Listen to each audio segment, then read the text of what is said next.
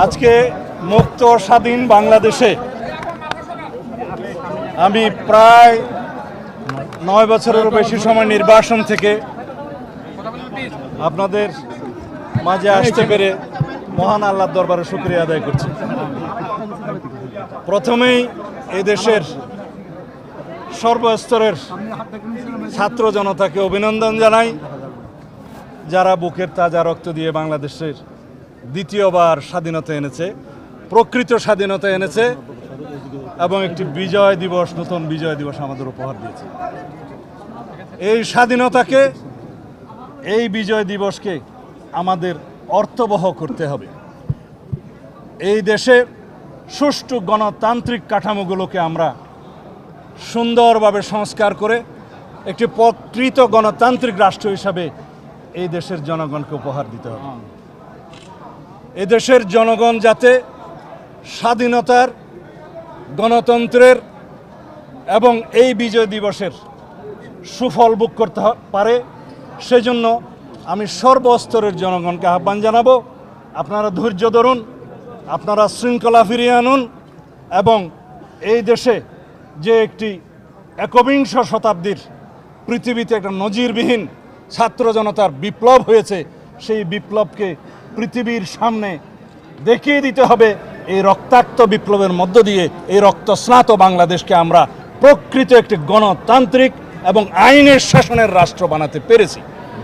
যদি আমরা আইনের শাসনে কায়েম করতে পারি, আইনের শাসনের রাষ্ট্র বানাতে পারি, সর্বস্তরের সমস্ত সাংবিধানিক প্রতিষ্ঠানগুলো, গণতান্ত্রিক প্রতিষ্ঠানগুলোকে যদি আমরা স্বাধীনভাবে, নিরপেক্ষভাবে যদি কাজ করতে দিতে পারি, তাহলে 18 কোটি মানুষের ঘরে ঘরেই সেটার সুফল যাবে।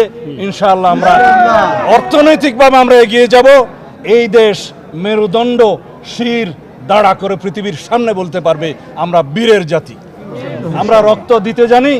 এই পৃথিবীর মানুষের সামনে প্রমাণ করতে হবে এই জাতিকে কেউ দমিয়ে রাখতে পারবে না। আমরা বহিঃশত্রুর আক্রমণ থেকে এই দেশকে রক্ষা করব ইনশাআল্লাহ। আভ্যন্তরীণ ষড়যন্ত্রকারীদের কাছ থেকে যাতে এই রাষ্ট্র হেফাজত থাকে, সেজন্য আমাদের সতর্ক থাকতে হবে। এই মুহূর্তে আমাদের সবচেয়ে বড় দরকার আমরা সবাই ধৈর্য ধারণ করি, শৃঙ্খলা ফিরিয়ে আনি, সমস্ত জায়গায় আইন শৃঙ্খলা পরিস্থিতির উন্নতি করি এবং আমরা যেন সকল গোষ্ঠীর, সমস্ত ধর্ম, বর্ণ, দল, মত নির্বিশেষে সকলকে সমভাবে যেন আমরা সমদৃষ্টিতে দেখি এবং এই দেশের সকলকে আমরা বাংলাদেশি হিসাবে যেন আমরা তাদেরকে মূল্যায়ন করি এবং দেখি। এখানে আমরা সবাই যে ধর্মেরই হোক, যে গোত্রেরই হোক, যে বর্ণেরই হোক, আমরা সবাই স্বাধীন সার্বভৌম বাংলাদেশের সমান নাগরিক। সুতরাং কোনো একক রাজত্বের জন্য, একক শাসনের জন্য, কর্তৃত্ববাদের জন্য যারা বাংলাদেশের রাজনীতি করবে, তাদের কোনো জায়গায় এই দেশে হবে না। এই দেশ একক কোনো ব্যক্তির নেতৃত্বে স্বাধীন হয় নাই। এই দেশ সারা বাংলাদেশের সমস্ত মানুষের মুক্তিযুদ্ধে অংশগ্রহণের মধ্য দিয়ে স্বাধীন হয়েছে। স্বাধীনতা কোনো একক দলেরও হতে পারে না, কোনো একক ব্যক্তিরও হতে পারে না।